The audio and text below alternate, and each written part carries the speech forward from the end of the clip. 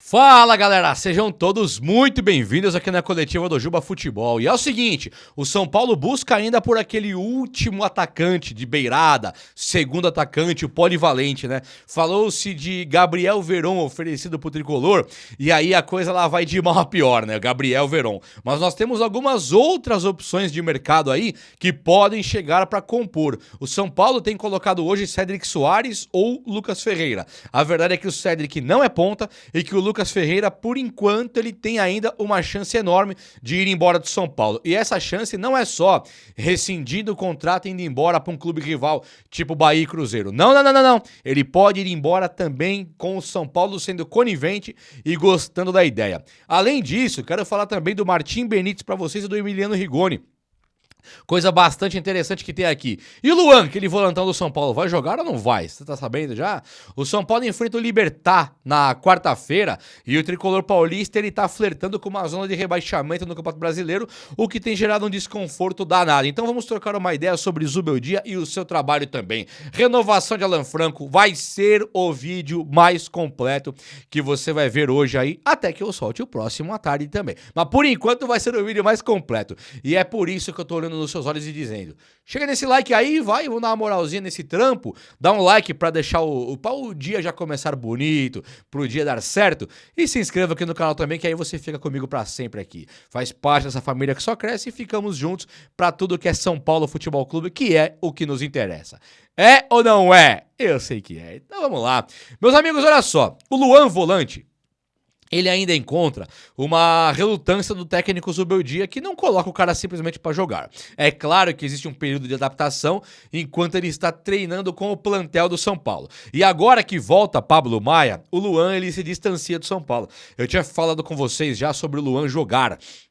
O Luan, ele é o cara que ele volta 10 quilos mais magro, né? Ele volta como o Leônidas do 300 lá, volta como um rei da volância, da camisa 5. Mas a realidade não é essa. A realidade é que o São Paulo fecha a compra do Marcos Antônio. O São Paulo tem o Alisson, um titular dos últimos 15 jogos, ou seja, até o próprio Alisson, que era pra dar lugar aí pro Bobadilha, era pro Alisson descansar um pouco, era pra ter jogado o Luan, o Zubeldia, ele não, aparentemente, ele não confia na dupla de volante Marcos Antônio junto com o Bobadilha. Então ele pega o Alisson e esgarça o Alisson, espreme, vai até o fim com o Alisson, podendo o cara se machucar. Mas tudo bem, pelo menos o Alisson não se machucou. E agora voltou o Pablo Maia. Então o São Paulo que tinha recentemente aí 2 volantes só, 3 volantes só, agora ele tem o Pablo Maia tem 4. Fora a base, né? Sem falar de base. E o Luan, que é um cara 10 quilos mais magro, que chegou lá na diretoria do São Paulo e falou: quero jogar, me dá a chance. E a diretoria deu a chance, colocou ele no time, ele bate de frente na parede da desesperança chamada Luiz Zubeldia. Aquela é a parede, são as portas da desesperança. Lembra do Faustão? A porta da esperança? Faustão, acho que era, se você não lembra. Você abriu uma porta ali que tinha a casa própria, o carro, ele dava, era a porta da esperança. Eu vejo que em alguns momentos o Zubeldia é a porta da desesperança. Alisson, 15 jogos e Luan nem lembrado. Tudo bem. Já foi, águas passadas, né?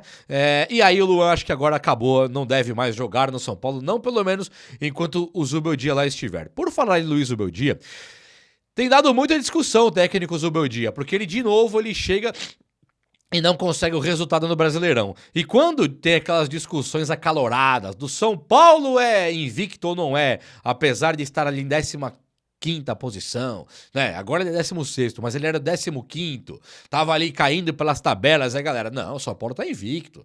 Você fala, pera. Eu sou 15º e tô invicto? O trabalho é ótimo, o São Paulo tá invicto. Aquilo vai gerando na gente um bug na cabeça, não dá? Você fala, pera aí, eu sou invicto, mas eu não ganho nenhum jogo? Eu não ganho nada no Brasileiro e sou invicto. Isso é invicto. O trabalho é ótimo. E isso gera, né, pra quem é mais estudioso do futebol, pra quem torceu pro São Paulo do Tele Muricy, você olha pra esse São Paulo agora e fala, que invicto que eu sou. Eu não sou torcedor que gosta de... Ah, vou comprar lá o tênis do São Paulo e tá bom pra caramba. Vou pagar o ingresso, tirar uma selfie, fazer uma dancinha no campo lá e tá bom pra caramba. Eu sou São Paulino. Não, tem São Paulino que não aceita que o São Paulo vai se apequenar. Então essa invencibilidade sem vitórias também não interessa pra alguns São Paulinos. E eu me encaixo nesses aí. E aí a discussão ao redor de Zubeldia, ela volta a ser acalorada. Tinha dado um descanso, tinha tido um respiro pro Zubeldia trabalhar quando ele ganha do Santos. Empatou com o Ceará, tudo bem, tinha ganhado do Santos. E ele na Libertadores, ele deu uma despontada boa, né? Foram 3 vitórias, assim, 2 vitórias, 3, né? Que ele ganhou da Alianza Lima também. Não, Alianza Lima... ganhou fora, né? O São Paulo, ele consegue as vitórias no Brasileirão, na Libertadores, e fica com 10 pontos. Líder da chave, quase que um líder geral, podendo virar líder geral. E na Copa do Brasil, ele pega a babinha do Náutico, ganha também. O Zubeldia deu as cartas aqui, ó, pá. Sabe, ficou aqueles caras que defendiam o Zubeldia. Tá vendo? Fala do cara agora, tal. E isso vai gerando um desgaste, né? Se você olhar pra cara do Júlio Casares e do Belmonte hoje, eles não estão desgastados, eles estão tranquilos lá. Aguinha de coco, redinha de balanço, o burrinho amarrado na sombra. Tá tranquilo, o trabalho é excelente. Você olha pro Zubeldia numa coletiva, é sereno, o semblante sereno, tranquilo, leve. Tá dando ótimo. Ô Zubeldia, mas pô, você... Perdeu do Palmeiras? Não, mas nós perdemos no finalzinho, né? O São Paulo vinha fazendo um jogo bom, teve chances de fazer gol e tal. Você fala, cara, o que o São Paulo fez de bom contra o Palmeiras? Não, foi um jogo bom. Os caras estão tranquilos. Não tá igual nós que estamos cobrando, que estamos desesperados com o rebaixamento. Isso fica pra gente, esse desespero. O desespero do rebaixamento é pro torcedor antigo, como nós. É pro torcedor que viu Raí, viu Rogério Ceni, viu Tele Santana, viu Muricy Ramalho. Sabe, não liga pro Nestor e pro Igor Gomes, liga pro Hernanes e pro Toninho Cerezo e pro Pintado. É diferente a coisa. Então isso gerou, sim, uma discussão muito acalorada na torcida e o Zubeldia agora ele volta a ser cobrado porque perdeu para o Palmeiras. É pouco perder pro Palmeiras. Ah, perder Palmeiras no mando de jogo dos caras em Barueri. Normal? Sim, normal. O que mata é a postura do Zubeldia e do São Paulo. Enquanto o Zubeldia joga um clássico. Joga pra trás e se fizeram um gol, muito que bem. Se não fizeram, muito que bem também. E isso não basta, isso não serve. Aí você olha pra tabela e aí vem a reclamação. A tabela, ela pode ser pra gente hoje o único suspiro de argumentação que restou pra gente. Qual que é a argumentação pra invencibilidade de 8 empates seguidos? É o 15º colocado do Brasileirão. É a única argumentação, porque tem gente que vem e fala de invencibilidade. Aí o que dá pra rebater? Rebato que eu estou em 15º colocado. E agora, ao perder pro Palmeiras, viramos o 16º. O Zubeldia, ele melhorou um pouquinho quando ele começou a ser cobrado na arquibancada. No YouTube não adiantou ser cobrado, tava nem aí. Arrogância, petulância total. Quando ele chegava com os jornalistas que faziam entrevistas com ele, tranquilaço também. Tudo em casa, pouquíssimas perguntas que apertavam ele, a diretoria publicamente só elogiando e nós aqui. Tá tudo certo, mas vou ser rebaixado? Agora que a torcida no campo cobrou um pouco, e não organizada não, hein? Mas uma torcida normal cobrou um pouco ali, ele teve que melhorar um pouquinho e melhorou. Foi essa fase que nós tivemos um respiro. Mas agora ele volta a ter uma pressão em cima do cargo dele, muito porque o São Paulo perdeu do Palmeiras. As babinhas de Alianza Lima, Tadieres, Libertad, Náutico, isso vai acabar. Vai sobrar esse Brasileirão tenebroso e a Libertadores e a Copa do Brasil, ou você ganha, ou você não fez nada, concorda? Eu entendo que isso é injusto. Pô, o segundo colocado da Libertadores, o terceiro colocado foi bem, só ganha um. Eu sei que é injusto cobrar um finalista de Libertadores, um semifinalista de Libertadores. É injusto, o cara fez o trampo. Mas, pra história, como nós somos eliminados numa semifinal pra aquele Once Caldas, pra história, isso pouco importa, nós perdemos. Então é bom o São Paulo focar sim nesse Campeonato Brasileiro. Bom, eu vou falar da Lanfranca agora, Lucas Ferreira, Rigoni e Benítez. Você tá pronto aí? Vou molhar as palavras e nós vamos continuar com esse vídeo. Deixa o like aí enquanto eu molho as palavras. Molha também, toma um cafezinho. É que esse vídeo aqui eu gravo mais cedo, só que vocês assistem meio na hora do almoço, né? Aí não é pra tomar café, é pra almoçar. Almoce, dá uma garfada no feijão aí que tá da hora. Olha só. O São Paulo tá tentando a renovação com o Lucas Ferreira e também com o Alan Franco. Isso aí Apesar de já ter sido dito, é importante ressaltar que o Alan Franco ele tem mais ou menos, daqui a 55 dias, se eu não me engano, 50 e poucos dias, ele já pode assinar um pré-contrato com qualquer outro clube. E aí surgiu o Palmeiras nos boatos de bastidores. E o Palmeiras, nós íamos o Caio Paulista ir pra lá, nós trouxemos lá o Allan Kardec, nós trouxemos o Wilsinho, eles levaram acho que o Michel Bastos, nós temos uma história com o Palmeiras de, vou te dar um boné. O São Paulo deu um dos últimos balões no Palmeiras aí, que foi o do Bobadilha. Antes o Dudu tinha dado balão em todo mundo e foi pro Palmeiras. Caio Paulista agora foi o mais recente. Agora o São Paulo ele pode tomar esse boné aí do Alan Franco. O Alan Franco não é São Paulino de natureza, como é o Lucas Moura e o Oscar, por exemplo. Ele é um argentino, ele pode torcer pra sei lá que time que ele torce na Argentina e Palmeiras naturalmente. Palmeiras chegar pra ele e falar, vou te pagar o dobro do que o São Paulo paga. É totalmente realista. Palmeiras tem essa grana pra pagar o dobro se precisar. E o Alan Franco é um zagueiro que eles conseguem ter uma Gustavo Gomes e Alan Franco. Já pensaram no nível dessa zaga? Então não duvido nada que o Abel Ferreira, que é um cara que não tem planos de ir embora do Palmeiras, até que falam que tem, né? Mas duvido que tenha. A Leila Pereira lá, ela sentou no trono ali da rainha e não sai mais.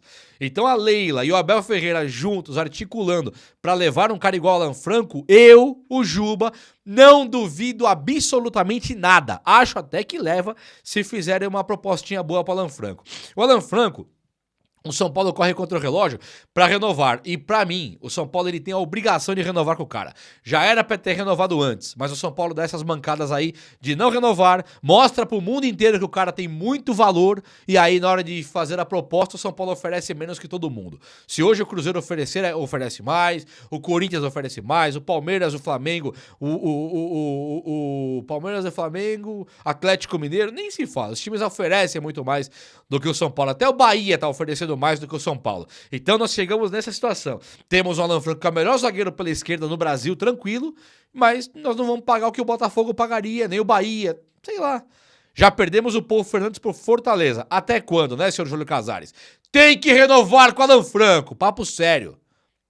E o outro é o Lucas Ferreira, que de novo, Belmonte, com a pior gestão talvez que eu vi na minha vida. É um Ataíde Gil Guerreiro novo, é um dos piores. O Alexandre Pássaro era até, sei lá, é pau a pau, igualzinho aí. O Alexandre Pássaro, ele tá muito marcado por causa de Everton Felipe, Raniel, Daniel Alves. Concordo que é um cara ridículo também, ridículo. Foi pro Vasco lá, só fez lambança. Só que o Alexandre Pássaro, ele pelo menos ele tinha a decência de tentar. O Belmonte eu não vejo nem que tenta. Essa do Lucas Ferreira é mais um tapa na cara da sociedade, não é não? O Lucas Ferreira colocado pra jogar, todo mundo vendo que o moleque era o novo Bruno Henrique, que era um tanque de guerra ali jogando na equipe de base. Todo mundo via isso. Não eu via, vocês viam, todo mundo via. Aí coloca o cara pra jogar no profissional e o cara realmente é um touro, é um cavalo turco, é um cara muito forte. Cavalo turco no maior elogio do mundo. Ele parece o Arjen Robben conduzindo bola, que é outro monstro, outro cavalo também que corria mais que todo mundo. Tanto o Robben quanto o Lucas Ferreira. O Lucas Ferreira falta o quê pra ele ser o novo Robben? Falta detalhe, experiência, tomada de decisão. Mas tirando isso, a parte física que importa muito, ele já tem. E isso poderia ser o novo Caio Mateus, poderia ser o novo Vitinho, aqueles filezinho de borboleta. O cara é um tanque de guerra. Então, assim, é difícil, né, ver um cara desse jogar das traças. E aí o cara tem uma multa rescisória no mercado interno de 40 milhões. Todo mundo quer. As propostas de Bahia e Cruzeiro, não sei se foram pra mesa, mas as notícias são que eles foram tentar levar o Lucas Ferreira. E aí o São Paulo agora tenta a renovação e não consegue ainda, porque o São Paulo tem que colocar o quê? Uma multa estratosférica na rescisão desse moleque.